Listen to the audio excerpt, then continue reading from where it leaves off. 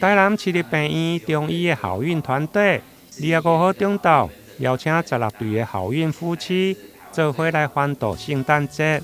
每一对带着家己的小朋友，有的会行，有的搁伫咧抱。病院嘛请来小丑、甲家属、小朋友来互动，场面温馨。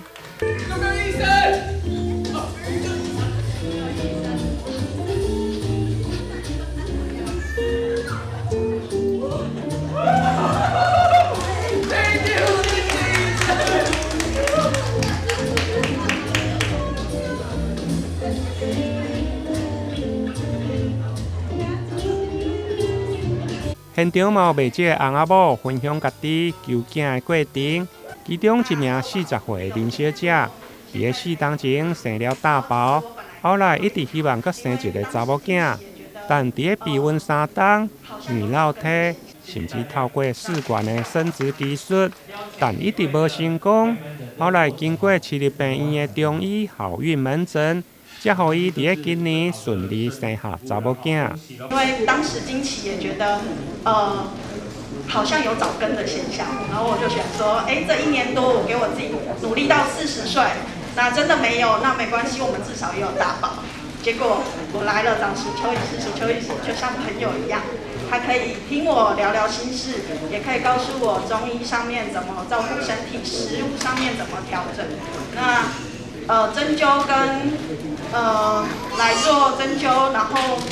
做照灯的部分，我觉得好像来这里休息一下，然后再出发的感觉很好。像现在天气很冷，我从永康骑车来这里，其实都觉得好冷哦，一度都好想放弃。可是我都觉得吃了中药，然后让鼠丘医师针灸之后，我回去觉得身体真的改善了很多，手脚也不会冰了。那经期的部分来了也很正常。那居然在我过了一个生日之后满40岁，我居然真的有了2宝。台南市立病院中医部的医师王树秋表示，未生是一种真复杂的疾病，牵涉到翁仔某双方的问题，因此伫咧治疗上一定要找出病因。影响不孕的因素有很多，那现在因为普遍晚婚的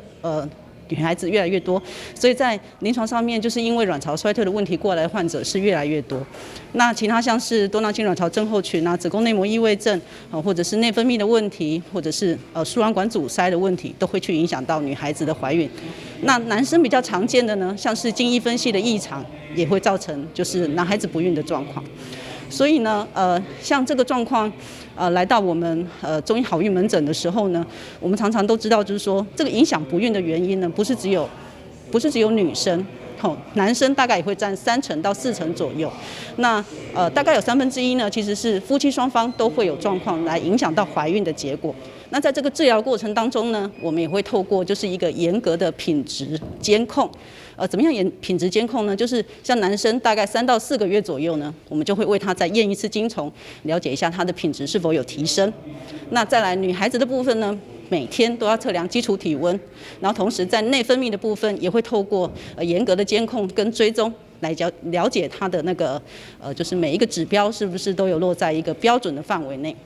病院针对个人的体质加病因的分析，提供纯中医或者是中西医的合并治疗策略，